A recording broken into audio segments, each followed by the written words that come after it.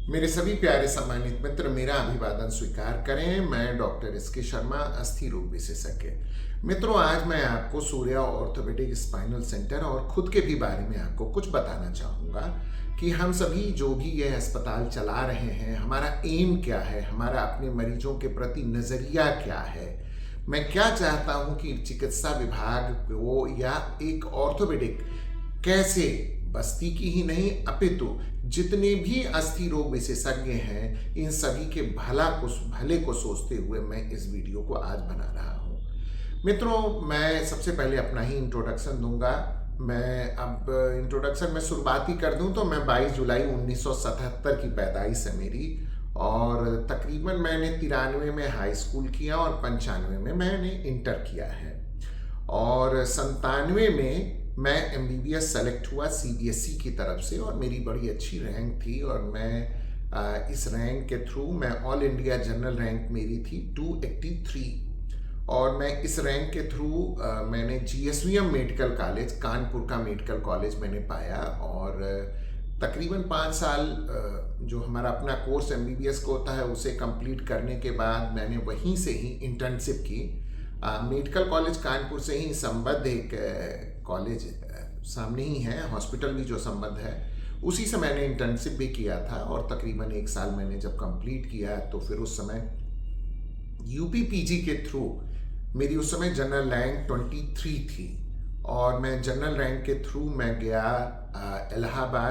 इलाहाबाद में एक कॉलेज है एमएलएन मेडिकल कॉलेज, और उससे संबंध हॉस्पिटल जो है वो स्वरूप रानी करके हैं, और मैं वहीं पर रेजिडेंट था। और मेरे परम आदरणीय मेरे अपने head of department professor AN. Verma साहब थे, जिनसे मैंने बहुत कुछ सीखा, और वो मेरे जीवन के सबसे अच्छे गुरु में उनका भी नाम आता है।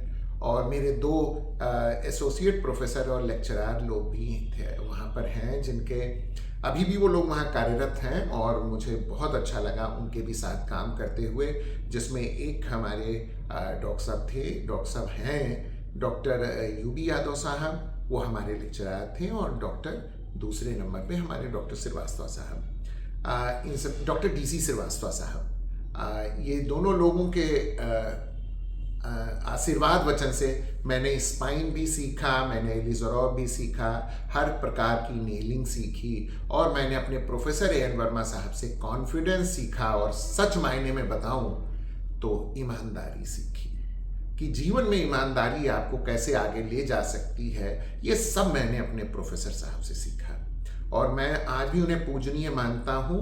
और जब भी वो मेरे मन में उनका कभी भी विचार आता है तो मैं उनके प्रति बिल्कुल आदर भाव और उनके चरण स्पर्श करने की ही इच्छा होती है। मगर मेरे सर ने भी कहा था कि एक बार प्राइवेट प्रैक्टिस में चले जाओगे शशि तो शायद समय ना मिले।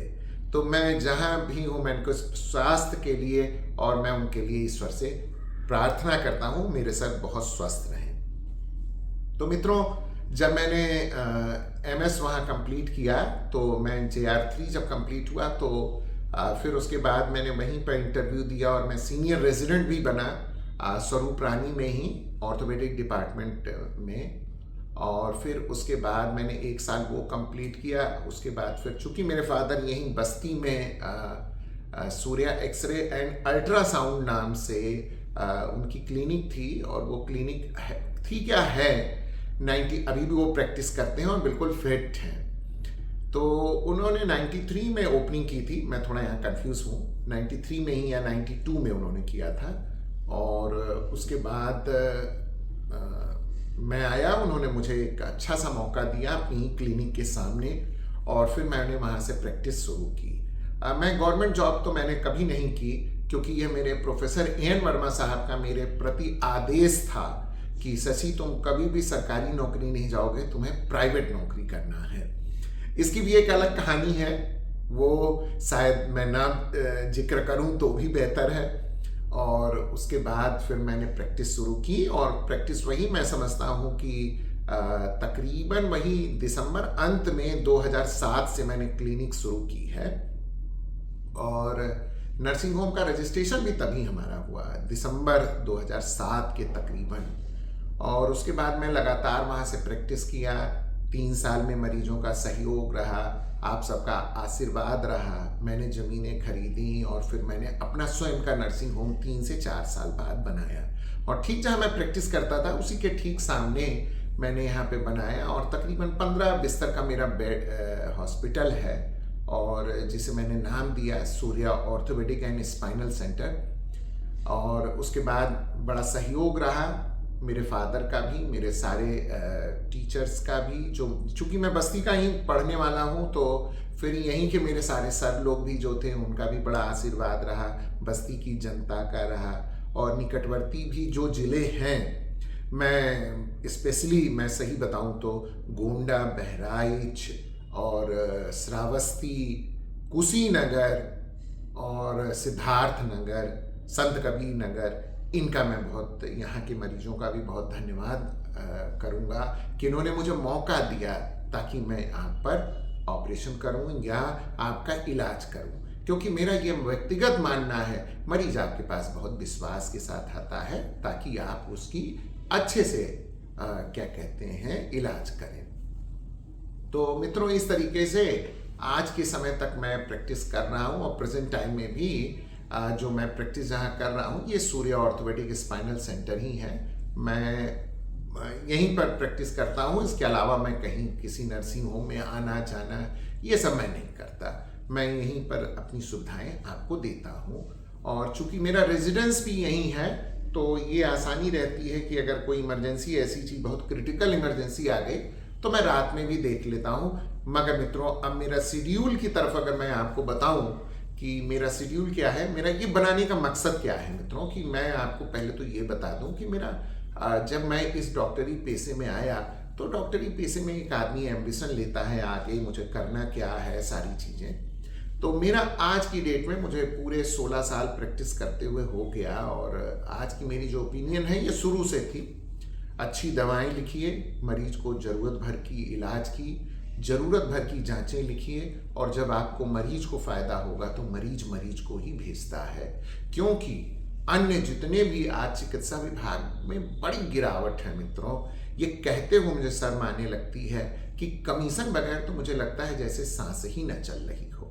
इन सब चीज़ों के कारण मैंने बस एक काम किया कि सबसे बड़ी चीज़, मैंने सबसे शानदार दवाइयों में, जिसमें सिप्ला हो गई, फाइजर हो गई, मैं किसी कंपनी का देखिए प्रमोशन नहीं कर रहा हूँ, इन कंपनियों की दवा लिखा, इससे मुझे बहुत फायदा हुआ। क्योंकि डॉक्टर कई बार ये भूल जाते हैं कि मरीज सही होगा तो मरीज को भेजेगा, और वो कई बार दवा व्यवसाय या इस तरीके की चीज़ों में भी फंसते हैं, तो फिर डॉक्टर अपनी प्रैक्टिस चौपट कर लेते हैं। और ये सब कहीं ना कहीं मेरे पिता ने मुझे बहुत अच्छे से समझाया था कि बेटा, प्रैक्टिस एक ईमानदारी का पेड़ है, अगर एक बार बो दोगे तो याद रखो उसकी छांव में जीवन बिता लोगे, और तुम्हें कहीं भी कोई भी नंबर 2 का काम नहीं करने की नौबत पड़ेगी। और मित्रों, उनके, मेरे पिता की ये बातें आज तक मुझे नहीं भूली, और ये बिल्कुल सच है। ना मेरे पिता ने कभी कमीशन दिया, ना किसी से लिया, और ना ही मैं भी किसी को, कोई भी प्राइवेट डॉक्टर या कोई भी हम पे कोई आ जाए, मरीज भेज दे तो कोई कहे कि मैं कमीशन दे दूं, तो मेरी ऐसी कोई नहीं है। मैंने पर्चे पर भी मित्रों छपवा दिया है, ना कमीशन लेता हूं ना मैं कमीशन देता हूं। अब मित्रों, मैं अगर इसी क्रम में आगे बढ़ूं तो सर्जरी के दाम जो आज इस संसार में हैं, जैसे कि मल्टी स्पेशलिटी हॉस्पिटल या हमारे हॉस्पिटल के दामों में बड़ा ड्रास्टिक चेंज होता है। अगर एक मैं एग्जाम्पल भी आपको बता दूं तो एक सामान्य, अगर एक स्पाइन की सर्जरी, लेमाइनेक्टमी और डिसेक्टमी अगर होती है 2.5 से 3 लाख में, तो हम उसको सिर्फ 30,000 में करते हैं। मित्रों, ये ना सोचिए कि इसमें कोई बहुत दिक्कत होती है या कोई कॉम्प्रोमाइज़ होती है, नहीं, ऐसी कोई कॉम्प्रोमाइज़ करने वाली चीज़ नहीं होती है। सारी चीज़ें बहुत अच्छी की जाती हैं, और कहीं ना कहीं मैं पेशेंटों के लिए आप सबके टेस्टिमोनियल भी यूट्यूब पे डाल देता हूँ, क्योंकि मेरी लाइफ में जब यूट्यूब का इंपॉर्टेंस मुझे नज़र आया तो मैंने यूट्यूब पर ये सारे वीडियोस डालना शुरू किया। तो मित्रों, यही समझ जाइए कि इतना डिफरेंस मार्क्ड आएगा। जहाँ 50,000 में नीलिंग हो रही है, तो इन सब चीज़ों की सबसाइड कर दिया मैंने, क्योंकि मुझे इतना पता है मित्रों, आज की डेट में हर सफल डॉक्टर अपने बच्चों को भी डॉक्टर ही बनाना चाहता है। मगर मैं सारे डॉक्टरों से एक गुजारिश करूंगा, क्या कभी आपने ये सोचा है कि इस मेडिकल फ्रेटर्निटी की गंदगी को दूर करना भी आज की डेट में हमारा और हमारे पैरेलल के दूसरे डॉक्टरों के काम है। मतलब कमीशन खोरी, दवा की कमीशन खोरी, ये सबको बंद करना है। जांचों में कमीशन खोरी, ये सब बंद करना है, ताकि भविष्य में मरीजों का अपने डॉक्टर के प्रति विश्वास बहुत बढ़े। क्योंकि मित्रों, मैं एक चीज और बता दूं, मैं इसी में कई बार आपको वीडियो भी ये बनाया हूं कि गलत सलाह से बचें। इनका क्या मतलब है मित्रों? देखिए, गलत सलाह से बचने का मतलब ये होता है मित्रों कि कई बार राइवलरी मतलब प्रतिस्पर्धा दो डॉक्टरों के बीच में हो जाती है, तो डॉक्टर अक्सर करके दूसरे डॉक्टरों की बड़ी बेइज्जती करने लगते हैं। मगर यहीं पे मरीजों को सतर्क हो जाना चाहिए और ये समझ लेना चाहिए ये डॉक्टर की क्या पढ़ाई होगी जो ये डॉक्टर अपने ही अधीनस्थ दूसरे डॉक्टर के बारे में ऐसा बोल रहा है। भाई, करना आपको जो है वो बहुत अच्छा करें। हम पे बहुत लोगों के केसेस आते हैं, किसी की नेल टूट गई, किसी की प्लेट टूट गई, किसी का टोटल हिप फेल्योर कर गया, किसी का टोटल नी रिप्लेसमेंट फेल्योर कर गया। तो मैं ये थोड़ी ना कहूंगा कि पिछले ने खराब किया। ये बात तो हमारे मरीज सदैव जान कर रखें कि एक डॉक्टर सदैव अपने मरीज का भला ही चाहेगा, बशर्ते ऐसी परिस्थिति ना हो कि वो कोई मल्टी स्पेशलिटी हॉस्पिटल का टारगेट दिया गया है। देखिए, मैं किसी भी मल्टी स्पेशलिटी हॉस्पिटल के विरोधाभास में भी नहीं यहाँ बैठा हूं, मगर अब ये वक्त ऐसा आ गया है कि मैं एक ही शब्द में इस चीज को बता दूं। जब से मल्टी स्पेशलिटी हॉस्पिटल आ गए, नाम है मल्टी स्पेशलिटी, बट ये पता नहीं मरीजों को चूसने का धंधा हो गया। मतलब आदमी गया है अगर अपनी आंख दिखाने, तो कसम से मुझे ऐसा लगता है कि वो उसका कूल्हा भी बदल देंगे। ये नौबत आती है, इतनी कमियां। पता चला आंख दिखाने आप गए हैं तो आपको कार्डियक बता करके आपको स्टेंट भी डाल दिया जाए, इसमें कोई दो राय नहीं है। मैं ये जो भी स्टेटमेंट दे रहा हूं, इसे बुद्धि विवेक से मरीजों को अपने अंदर अनुग्रहित करना है। मैं कोई दावा नहीं कर रहा हूं, ये जो जमाने में चल रहा है मैं उस वे में आपको बता रहा हूं। और ऐसी रिसर्च भी है मित्रों, ऐसी रिसर्च है कि आज के जमाने में जब से कारपोरेट हॉस्पिटल आ गए, तो हॉस्पिटल का भी कॉर्पोरेटाइजेशन जब से हो गया, तो मित्रों मैं आपको बताऊं कि 40 छोड़िए, मुझे तो लगता है 50% फेक सर्जरी होती है। मतलब सर्जरी की जरूरत भी नहीं है और आपकी सर्जरी कर दी जाएगी। अब मित्रों, मैं पुनः वापस लौटता हूं अपने हॉस्पिटल के बारे में, और मैं हॉस्पिटल के इंट्रोडक्टरी के बारे में बताऊं कि अब मेरी जो दिनचर्या है, इसी से आप अस्पताल की दिनचर्या को समझ लें। मित्रों, मैं सुबह 5 बजे उठ जाता हूं और तकरीबन 5:15 साढ़े 5 तक मैं ऑपरेशन थिएटर में चला जाता हूं। और हमारे यहाँ सर्जरी सामान लगाने और इन सब चीज़ों के बाद तकरीबन 6 बजे हम लोग ऑपरेशन शुरू कर देते हैं। मैं जब ऑपरेशन एक बार शुरू करता हूं तो कई बार लोग ऐसे भी होते हैं जो बीच में आते हैं। मतलब कुछ को तो मैंने एक दिन पहले देखा है, और कुछ लोग ऐसे होते हैं, मेजॉरिटी 50% के लोग, जो कहीं ना कहीं जांचें करा के एक्सरे लेके दूसरे दिन सुबह आते हैं, या व्हाट्सएप पर मुझको मैसेज करते हैं और फिर मैं उसमें उन्हें ऑपरेशन बताता हूं तो वो दूसरे दिन सुबह आते हैं। अब आप यहाँ थोड़ी सी ध्यान दीजिएगा। मैं पहला उन मरीजों को बताने के लिए कोशिश करूंगा जो लोग दूर से आते हैं, या जो भी मरीजों को ऑपरेशन इस अस्पताल में कराना है वो कैसे कराएंगे। कोई भी व्यक्ति जिसका ऑपरेशन होना है वो रात 12 बजे तक, मान लीजिए आज ऑपरेशन किसी का करना है, तो उसे कल रात 12 बजे तक के बाद कुछ खाना नहीं है। मतलब आप 12 बजे तक कुछ ना खा लें, जो खाना है 12 बजे के बाद कुछ नहीं खाएंगे, फिर सुबह आ जाएंगे और आ करके तब यहां पर भी नहीं, कुछ लोग क्या करते हैं, सामने चाय पी लिए, कुछ पी लिए, तो ये सब नहीं करिए मित्रों, से बड़ी दिक्कत होती है और फिर आपका ऑपरेशन टलता है। कई बार मरीज बहुत दूर दूर से आते हैं, 3-3 हजार 4-4 हजार तो गाड़ी का सिर्फ भाड़ा होता है मित्रों। अब पता चला एक दिन मैंने रोक दिया तो वो सर्जरी तो दाम सस्ती है, और पता चला ऑपरेशन का दाम छोड़िए, गाड़ी का दाम दूना हो गया। तो मित्रों ये ध्यान रखिएगा, ये ऑपरेशन की तैयारी होती है तो खाली पेट आया करिए। अब जब आप खाली पेट आते हैं तो तकरीबन 6 बजे से अगर मैं ऑपरेशन शुरू करता हूं तो गिनती जितनी भी हो मित्रों, वैसे 12 बजे तक तो मैं ऑपरेशन सभी कंप्लीट कर देता हूं। बट मित्रों कई बार बहुत ज़्यादा केसेस होते हैं, या एक ही केस मल्टी फ्रैक्चर्ड होते हैं, तो मित्रों इसमें बड़ा लंबा समय लगता है, तो कई बार 1 भी बज जाता है मुझे ओपीडी में बैठते बैठते। मगर मित्रों मैं अगर एक बार ओपीडी में बैठ गया तो उसके बाद जब तक सारे हमारे सम्मानित मरीजों को मैं देख नहीं लेता तब तक मैं ओपीडी बंद नहीं करता। मतलब अगर मैं 1 बजे से शुरू किया तो ये मान कर चलिए कि शाम चाहे 6 बज जाए 7 बज जाए, मैं सबको जब तक कंप्लीट देख नहीं लेता फिर मैं उठता नहीं हूँ। इसके बाद मित्रों जब ओपीडी उस समय खत्म होती है तो फिर वही 7 बजे मैं घर में आता हूँ, अपना जो भी खाना वाना खाना होता है मैं उसे खाता हूँ, और बाकी अगर 10 बजे तक इमरजेंसी में कोई आता है तो मैं उसे उतर कर जाता हूँ और देख लेता हूँ। और ज़रूरत पड़ी तो कई बार हमारे जो नाइट ड्यूटी के लड़के हैं वो भी क्वाइट कंफर्टेबल हैं और पेशेंट भी जानते हैं अरे चलो डॉक्टर साहब ने सुबह से काम किया तो वो भी आराम कर रहे होंगे, बट हाँ जहाँ ज़रूरत पड़ती है मैं वहाँ उठ के आके देख लेता हूँ। तो मित्रों इस तरीके से फिर 10 बजे तक तो मैं अवेलेबिलिटी अपनी रखता हूँ, मगर 10 बजे के बाद मित्रों मुझे सोना पड़ता ही पड़ता है क्योंकि फिर मुझे सुबह 5 बजे उठने की नौबत आएगी। तो मित्रों इस 7 घंटे मेरा सोना बड़ा जरूरी है। इसके बाद मित्रों सबसे बड़ी अच्छाई की चीज़ है, मेरे ठीक सामने जिला अस्पताल है। अगर कई बार कोई बहुत क्रिटिकल कंडीशन के भी केसेस होते हैं तो हमारे लोग जो नाइट ड्यूटी में वो ठीक सामने जिला अस्पताल में आपको भेज देते हैं और वहाँ पर हमारे इमरजेंसी डॉक्टर साहब लोग रहते हैं और वो ऑन कॉल भी आते हैं, चूँकि बेसिकली उन सभी लोगों के ऑन कॉल रिकॉर्डेड होते हैं कि कौन कौन रहेगा।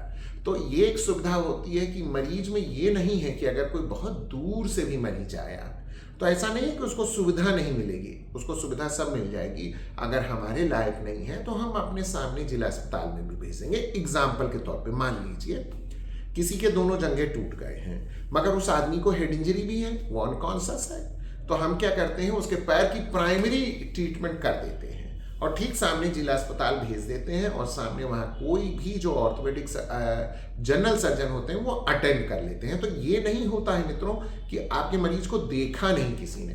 अच्छा यहाँ से वहाँ तक की जो डिस्टेंस है वो मुश्किल से सिर्फ 4 या 5 मिनट का होगा। अगर आप गाड़ी में पेशेंट बिठाएं तो 5 मिनट में पहुंच जाएंगे जिला अस्पताल की इमरजेंसी।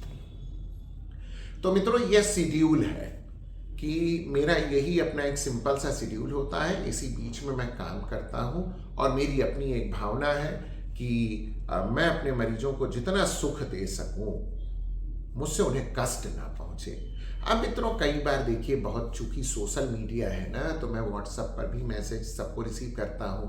अब पता चला किसी का एल्बो है नहीं मुड़ रहा है, पता चला किसी के टिबिया में नेल डाला हूँ, नेल नहीं अभी यूनियन नहीं हो रहा है, तो 6वें 7वें महीने के बाद अगर वो बेचारे किसी दूसरे डॉक्टर साहब के पास भी जा रहे हैं तो मैं दूसरे डॉक्टर साहब लोगों को भी एक आग्रह करूंगा, डॉक्टर साहब फ्लेक्सिबल नेल संसार में बहुत अच्छी नेल होती है, इससे यूनियन रेट रसेल टेलर के मुकाबले बहुत अच्छी होती है, मतलब मोटी वाली नेल के मुकाबले। तो डॉक्टर साहब आप ये मत कह दिया करिए आप लोग बच्चों में डालने वाली नेल है। अरे डॉक्टर साहब आप सभी को पता है कि ये एडल्ट में डाली जाती है। ओल्ड एज में अगर कोई आदमी है जिसकी बिल्कुल मरणासन स्थिति हो गई है या बहुत डेबिलिटेटिंग कंडीशन है तो भी उसमें एंडर पड़ता है, फ्लेक्सिबल नेल पड़ता है। तो बच्चों में भी पड़ता है, बुजुर्गों में भी पड़ता है, यंग में भी पड़ता है। बट मित्रों कई बार हमारे कई अन्य चिकित्सक भड़का देते हैं तो मरीज बड़ी अजीब सी चीज़ें भेजते हैं हमको व्हाट्सएप पर, मगर हाँ फिर मैं उनको वही चीज़ें वीडियो जो मैंने पहले भी डाली हैं गलत सलाह से बचें, इनको वो देखते हैं तो उसमें 90% आदमी को अपनी चीज़ें समझ में आ जाती हैं कि मेरे साथ भला कौन करने जा रहा है और मेरे साथ बुरा करने कौन जा रहा है। तो ये भी एक बहुत अच्छी सी चीज़ होती है। अब मित्रों मैं अस्पताल के कर्मचारियों के प्रति आपको बताना चाहूँगा।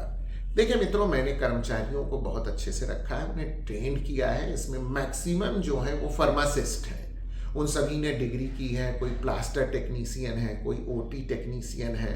दवा की दुकानों पर भी मैं ये ध्यान रखता हूँ कि फार्मासिस्ट ही दवा दे, जिसके नाम से रजिस्ट्रेशन है या जो डिस्पेंस कर रहा हो वो भी फार्मासिस्ट ही हो।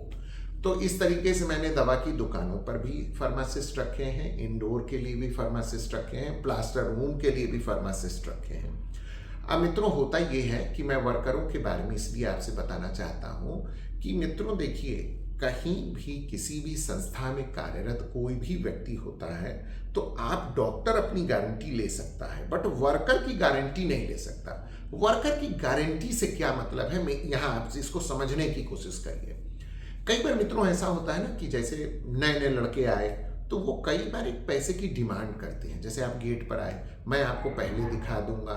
मित्रों, इस चक्कर में अगर आपने पैसे दे दिए किसी भी वर्कर को, तो जानते हैं दिक्कत क्या है?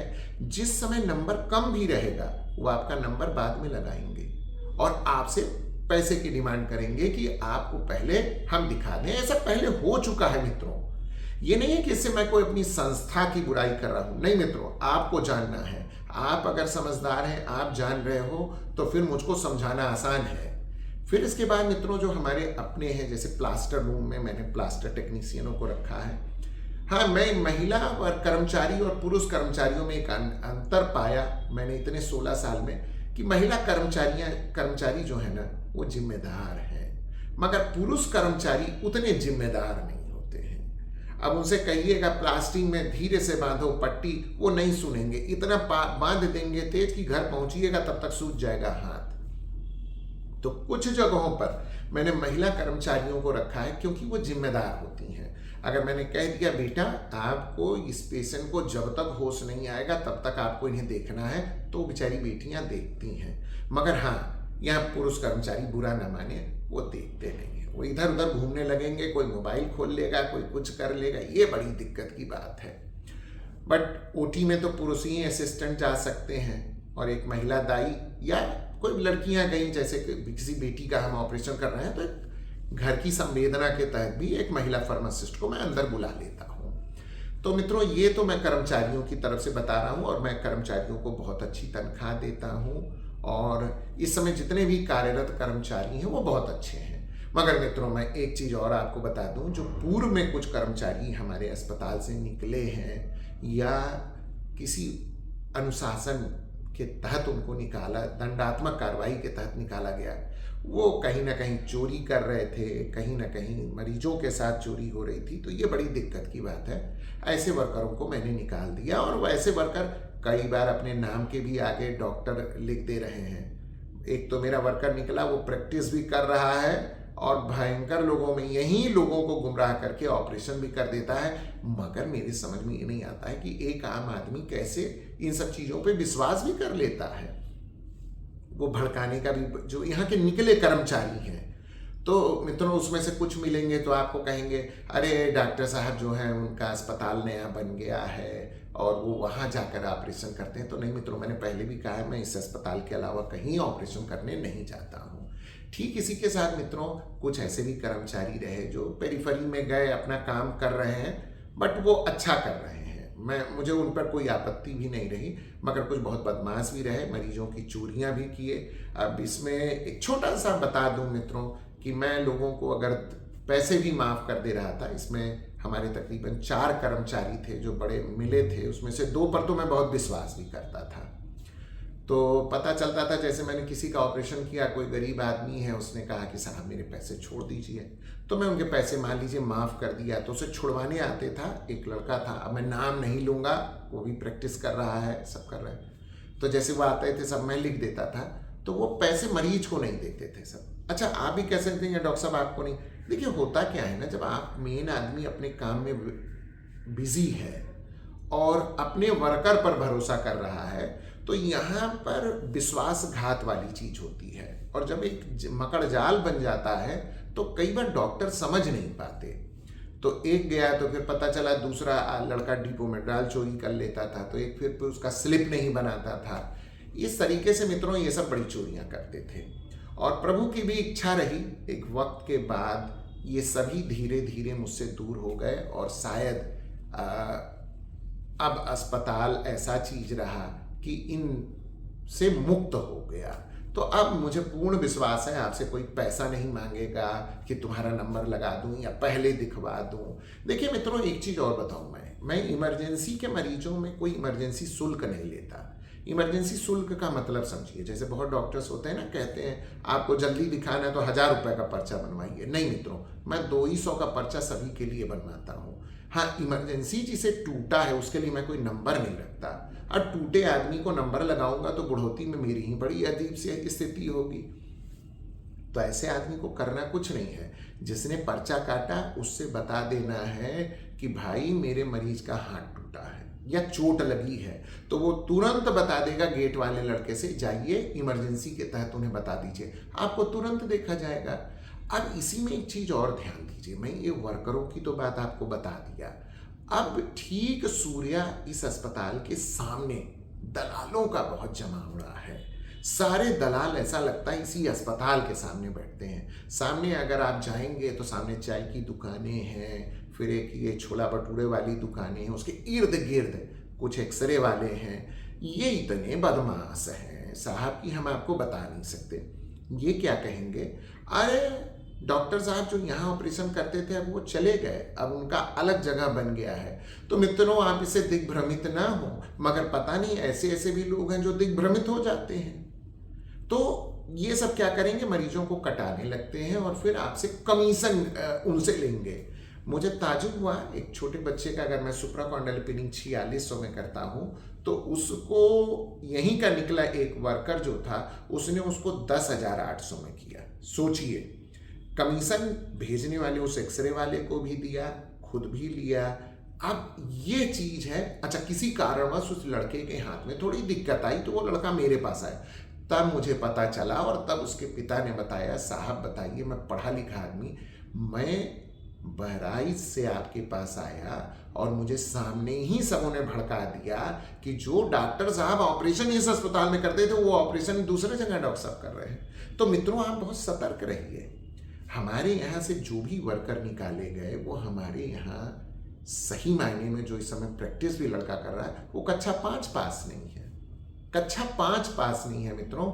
मगर अब मैं क्या कहूँ, यही संस्था है, यही सब है, यही सरकार है, यही जिला अस्पताल है, सब प्रैक्टिस कर रहे हैं, किसी को कोई वो नहीं है। फर्जी डिग्री कोई डिप्लोमा का ला दिया है, कोई फार्मासिस्ट का लाया है। और आप ये सोचिए सीआर मशीन भी खरीद लिया है सबों ने और धड़ल्ले से ऑपरेशन वो कर रहे हैं। एक बार जिला अस्पताल के 2 डॉक्टरों ने कहा, क्या डॉक्टर साहब सारे मरीज आपके यहाँ चले जाते हैं? तो मैंने उनसे एक बात कहा, डॉक्टर साहब ये मत सोचिए कि आपके मरीज हमारे पास आते हैं, क्योंकि जिला अस्पताल में सबसे ज़्यादा दलाली होती है और वही दलाल उन्हीं मरीजों को, गरीब मरीजों को कटाकर लेकर जाकर उस जगह पे करा देते हैं। और कई बार कहते हैं चलो सूर्या में ले चल रहे हैं, और सूर्या में नहीं लाते हैं, वो जाते वहाँ करा देते हैं और फिर कमीशन लेके बंटाई हो जाती है। गरीब मरीज को पता नहीं चलता और आप सोचते हो कि हमारे यहाँ मरीज भाग के चला आया। तो ऐसा नहीं है, मरीज को जहाँ सुविधा है वो वहीं जाता है कई बार, मगर हाँ कई बार वो बेचारा दिग्भ्रमित भी होकर चला जाता है।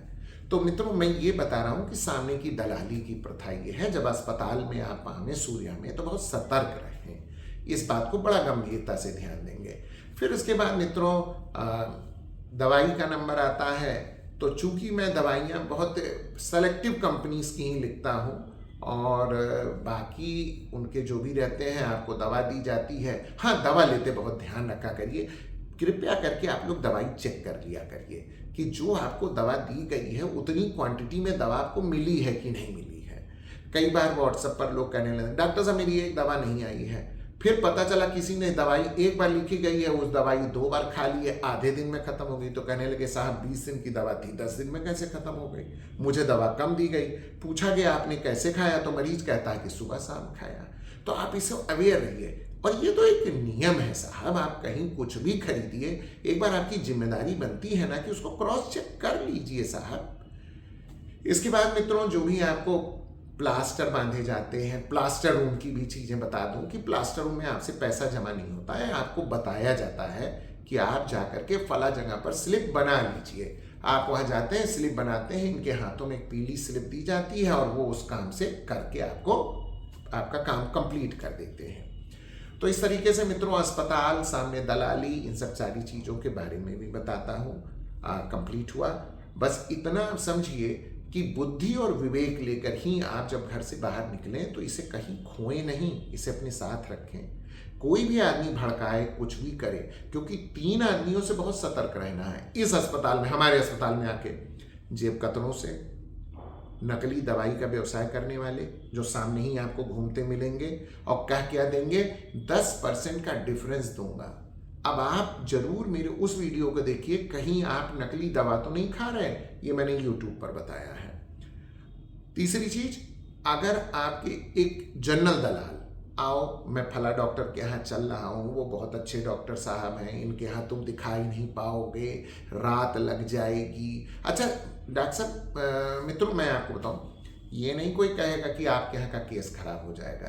कहेंगे क्या लोग, अरे कहाँ पड़े हो, रात हो जाएगी, डॉक्टर साहब फिर उठ जाएंगे, देखेंगे इन्हें। अब इसी में मरीज का दिमाग खड़बड़ा जाता है। वो ये भी नहीं सोचता है इतनी दूर से आया हूँ, चलो एक वर्कर से ही पूछ के देखूं, क्या बाबू डॉक्टर साहब बगैर देखे मरीज उठ जाते हैं जब तक सब लोग कंप्लीट ना हो जाए। तो ये बहुत ध्यान रखिए मित्रों, इस तरीके से अपने बुद्धि विवेक का उपयोग करते रहिए। मेरे भविष्य के एम क्या है मित्रों? मेरे भविष्य के एम है कि मैं इसी सुविधा के क्रम में सूर्या ऑर्थोपेडिक स्पाइनल सेंटर और सूर्या एक्सरे एंड अल्ट्रासाउंड के अलावा मैं आपको और एक स्टेज आगे बढ़ कर के आपको हर हालत में मेरे अपनी प्रोजनी, मेरे अपने बच्चों से भी जनरल सर्जन, गायनेकोलॉजी और एक ऑर्थोपेडिक, एक मेडिसिन का डॉक्टर दूं, ताकि एक ईमानदारी से आपका कार्य हो और कहीं ना कहीं मेडिकल फर्टिलिटी भी डूबने से बच जाए। तो यही मेरी भविष्य की परिकल्पना है, मैं यही सोचता हूँ। क्योंकि मित्रों आज की डेट में यदि मेरी उम्र 46 साल हो गई है तो मुझे अब इस सोसाइटी और इस मेडिकल सोसाइटी में जो गंदगी फैली है इसको दूर करने में कहीं ना कहीं मेरा भी बहुत बड़ा हाथ रहेगा कि मैं इसे समूल नाश कर दूं। और मित्रों आप भी अपने बुद्धि विवेक को लगा कर रखेंगे तो इसमें, इस मुहिम में मेरी बड़ी मदद होगी। अच्छा मित्रों, मैं अंत में आपको एक चीज बता दूं, मैं जब एमएस कंप्लीट किया था तो हम लोगों के कॉलेजेस में हम लोगों को यही सिखाया गया था, डिफरेंट मेथड्स होते हैं किसी भी सर्जरी के, बट हमारे प्रोफेसर एएन वर्मा साहब यही कहते थे कि यदि आपने किसी को चीरा नहीं, मतलब टाके रहित अगर आपने सर्जरी की है तो ये मान कर रखिए उसकी रिजल्ट बहुत सुंदर आएगी। हाँ कुछ जगह तो मजबूरी है, अब जैसे स्पाइन का है, टोटल हिप है, टोटल नी है, तो यहाँ तो आपको चीरा लगेगा ही लगेगा, इसमें तो कोई दो राय नहीं है। तो मित्रों ये ध्यान रखिएगा कि जितना मिनिमम इंटरवेंशन होगा, जितना आप पे प्लेट वलेट से बचना है, ये सब जब लगता है तो और आदमी की दुर्गति पिट जाती है।